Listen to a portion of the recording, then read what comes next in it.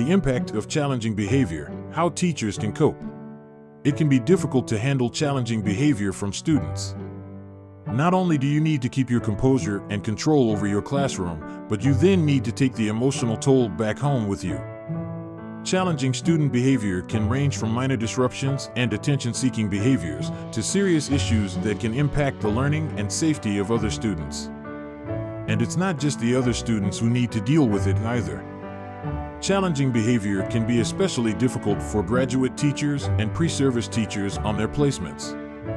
As wonderful as your mentor teacher is, sometimes students just behave badly. At this point in your career, it can have a huge impact on your confidence in the profession. What strategies can you use? This is not going to be a list of teaching strategies. If you want a list of techniques you can use to control a class, you can find that here.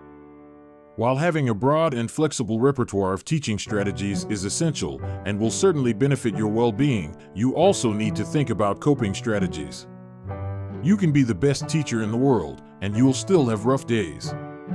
Days when it all became too much, or you felt like you were in real danger. You need strategies for these times as well, when you're sitting in your car at the end of the day wondering if you're brave enough to come back tomorrow.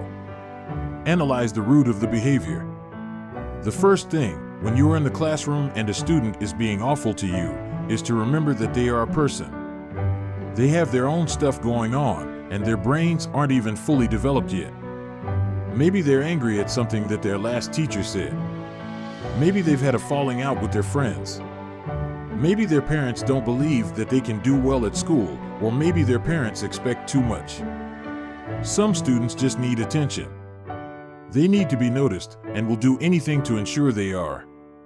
Understanding the underlying issues can help you get the student support. This can lessen or even prevent the challenging behavior. Thinking in this way has another powerful effect. It can make you feel hope. It can help you see this young person in a different light and understand a little about where they're coming from. Understanding this can have a powerful effect on your own well-being. It can help to reduce your own anger and hopelessness in a situation. Making sure you are curious about student behavior can support your own mental health. Debriefing.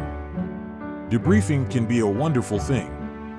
It can often be difficult for teachers to find someone to debrief with. Friends and family members often don't understand the pressures of the job, and your colleagues have just as little time as you do. Find someone to debrief with though, as it can be a game changer. Get together with some colleagues and spend time together during breaks and after work. It doesn't have to be long, but taking the time to vent about your day can be more relaxing than getting home and collapsing on the couch for an additional 20 minutes each night. Fostering a sense of community and camaraderie can help you feel supported. You'll feel like you're not alone, and that in itself can be enough to keep you going for another day. Have a hobby. Do things outside of work. Have things to do on the weekend that aren't marking. There are more important things in life than your students getting their maths tests back first thing on Monday morning.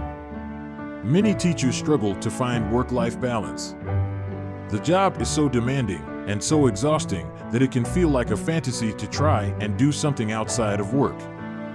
For those of us who are introverts, it can be even harder. Getting moving or socializing are great for your mental health, but they are two things that teaching takes from many of us. Detach your identity from your job. All people are vulnerable to this, but teachers seem to be on another level. You're not just a teacher. You are a human being. There are other things that make up who you are. Many teachers have teacher hobbies. English teachers will read novels and constantly be thinking about how they would teach them. Science teachers will watch the latest documentaries and be writing notes the entire time. Spend some time just not being a teacher. The more time you spend being a teacher, the more your self-worth will depend on it. When you have a bad day, you can feel like a failure. This is emphasized if being a teacher is a big part of how you see yourself. Seek support. You shouldn't have to deal with abuse in the classroom. No one should have to put themselves in these positions at their job, especially without adequate support. If you can't manage a situation in your class, let someone know. Don't be embarrassed or feel like others have it tougher.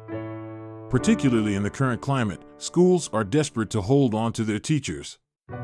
Many will go to great lengths to support you to do your best. This doesn't just mean at your school either. Many teachers find that they need to keep in regular contact with mental health professionals to make sure that they are feeling their best. Students don't learn when their teacher can't teach them. Your well-being is essential for you, your students, and your future students if you stay on the job. It is something worth keeping an eye on and investing in. Thank you for watching. Make sure to tune in next time for more helpful tips for teachers and educators.